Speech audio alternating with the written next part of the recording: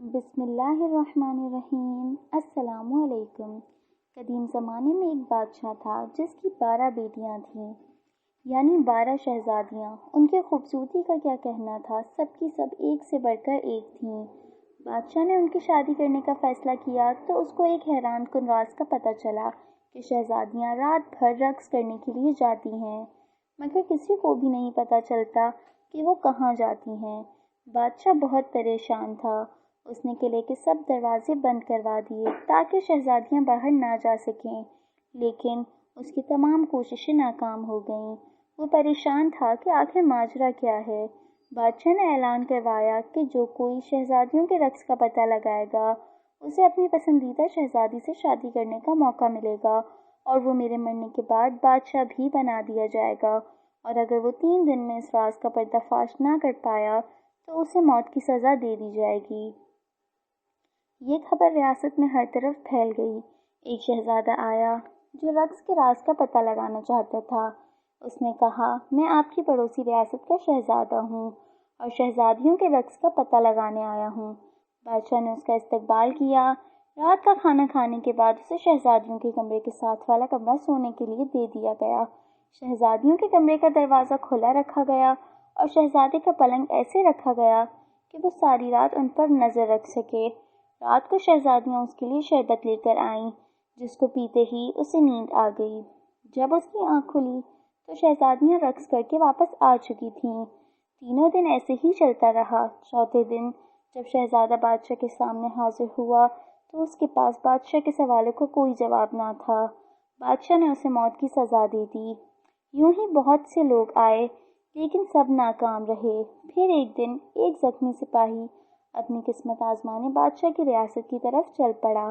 راستے میں اسے ایک بڑھیا ملی۔ سپاہی نے بڑھیا کی مدد کی۔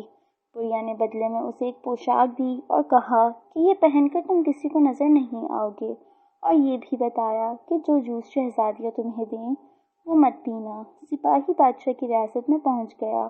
بادشاہ نے اس کا استقبال کیا اور اسے بھی شہزادیوں کے رقص کا راز معلوم کرنے کے لیے 3 دن دیے گئے۔ رات کو بڑی شہزادی اس کے لیے جوس لے کر آئی۔ سپاہی چونکہ بہت ذہین تھا، اس نے جوس پی تو لیا مگر نگلا نہیں، کیونکہ اس نے منہ میں اسپنج رکھا ہوا تھا۔ جیسے ہی شہزادی کمرے سے باہر نکلی، اس نے اسپنج منہ سے نکالا اور سونے کی اداکاری کرنے لگا۔ شہزادیاں اس کو سوتا دیکھ کر خوش ہوئیں اور رقص کرنے کے لیے تیار ہو گئیں۔ سب سے بڑی شہزادی نے اپنا پاؤں زور سے پلنگ پر مارا تو وہ زمین دوز ہو گیا، اور پھر ساری شہزادیاں اس خفیہ راستے سے نیچے اترنے لگیں۔ سپاہی یہ سب دیکھ رہا تھا۔ اس نے بڑھیا کی دی ہوئی پوشاک پہن لی اور ان کا پیچھا کرنے لگا۔ آدھا راستہ اترنے کے بعد چھوٹی شہزادی کو شک ہوا کہ شاید کوئی اس کے پیچھے ہے، مگر پوشاک کی وجہ سے سپاہی کسی کو بھی نظر نہ آیا۔ پھر وہ سب سے خوبصورت حصے میں پہنچ گئیں، جہاں درختوں پر لگے پتے چاندی کے تھے۔ سپاہی نے ثبوت کے لیے ایک پتا توڑ لیا۔ اس کے توڑتے ہی ایک زوردار آواز آئی جس سے سب ڈر گئیں۔ آگے سب پتے سونے کے تھے۔ سپاہی نے ایک سونے کا پتا بھی توڑ لیا اور آگے جا کے ایک ہیرا بھی ثبوت کے لیے لے لیا۔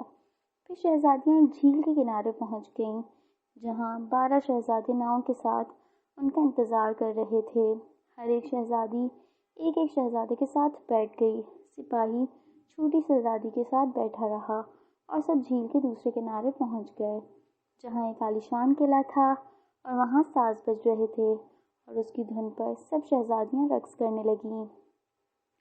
صبح 3 بجے تک یہ سب چلتا رہا، جب تک ان کے جوتوں میں چھید ہو گئے، اور پھر سب واپس آ گئیں اور سپاہی بھی جلدی سے بھاگ کر اپنے کمرے میں جا کر سو گیا کہ کسی کو شک نہ ہو۔ یہ سلسلہ کئی دن تک چلتا رہا۔ سپاہی ان کا تعاقب کرتا رہا اور ثبوت بھی لاتا رہا، اور ان سے پہلے ہی آ کر سو بھی جاتا، یوں کسی کو شک بھی نہیں ہوا۔ جب فیصلے کی گھڑی آئی تو بادشاہ نے سپاہی کو بلایا۔ سپاہی نے کہا، عالی جاں، سبھی 12 شہزادیاں اپنے کمرے سے زمین دوز سرنگ سے جاتی ہیں جہاں ایک قلعہ ہے۔ اس نے ثبوت بھی دکھائے۔ شہزادیوں نے یہ سب مان لیا۔ بادشاہ نے سپاہی کو خوب انعام سے نوازا اور پوچھا، میری کس بیٹی سے شادی کرنا چاہتے ہو؟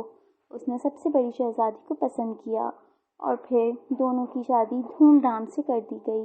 بادشاہ نے اعلان کیا کہ میری وفات کے بعد میرا داماد اس سلطنت کا بادشاہ ہوگا، اور پھر سبھی ہنسی خوشی رہنے لگے۔